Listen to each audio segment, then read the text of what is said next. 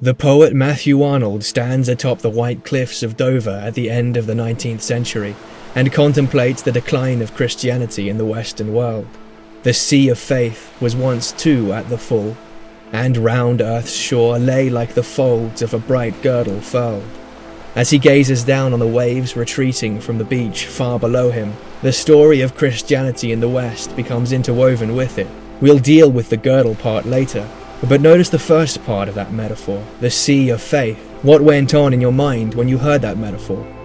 If someone said something like that in general conversation, you might not even notice it was a metaphor. Suppose they said they looked out over a sea of faces down on the train station platform. Your mind would not even pause to do any extra work interpreting it. Metaphors come so naturally to us that we don't even pause to think about them. When you tell someone to turn out the lights, you're using a metaphor.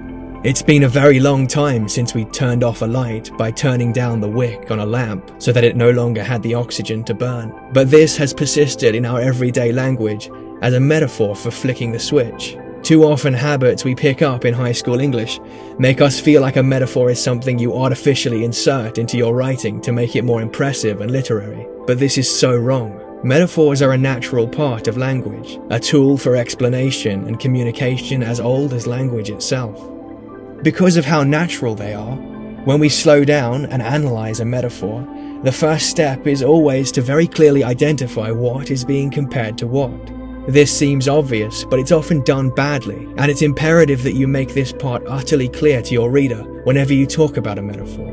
Saying something like, Arnold compares Christian faith to the ocean would be good, but it won't get us to the full depth of the metaphor when we go on to talk about its meaning. We can say it much more specifically. Arnold compares the perceived retreat of the Christian faith to the waning tide. Use the phrase compares to or compares with. This will force you to make it abundantly clear to your reader. Having done that, we must ask ourselves the second, deeper question. What reason would we have to compare these things? There's a passage in Romeo and Juliet where Romeo compares Juliet to the sun, saying, "What light in yonder window breaks? It is the east, and Juliet is the sun." It turns out he is not saying that Juliet is predominantly a mixture of hydrogen and helium, nor that she has a surface temperature in excess of 5,000 degrees Celsius. We know that he is saying she's beautiful and radiant, that she somehow shines in his eyes. This might sound silly, but in another context, those statements might be perfectly reasonable interpretations of the metaphor. Suppose you describe the baking heat of the desert sands as being like the surface of the sun. This is what is so incredible about metaphor, what shows how intuitively it is wired into our use of language. Our animal brains are wired for pattern recognition, and when we hear Juliet is the sun, we subconsciously rifle through all the different interpretations of that comparison until we find the one or several that fit, and we discard all the rest. This is how we know subconsciously, without even having to think about it, that the sun comparison here means she's beautiful and radiant in Romeo's eyes, even though the identical metaphor in another context would mean something completely different. Because of this, it's not enough to simply say what's being compared to what, because that doesn't on its own explain how the metaphor works. We need to establish what literary scholars call the grounds for comparison, by which they mean the ways in which both of these things, both the subject and the object of the metaphor, compare and contrast with one another. Metaphors do not simply apply the traits of one thing metaphorically onto another. Look at these two images, one of an old man, the second of a sunset. At first, we might see no connection between the two things. But look at them long enough, and the brain cannot help but start to weave them together into a cohesive whole. The sunset is the end of the day. This old man is nearer to the end of his life than to the start of it. There is something similar about the slight melancholy we all feel in the afternoon, the feeling of the day ending, and the feelings we all tend to have about our own human aging. The sunset is beautiful. This old man's face, in a way, is also beautiful. A metaphor simply puts two things together. It puts two things together such that a grounds of comparison is naturally established between them, generating new ideas for the reader.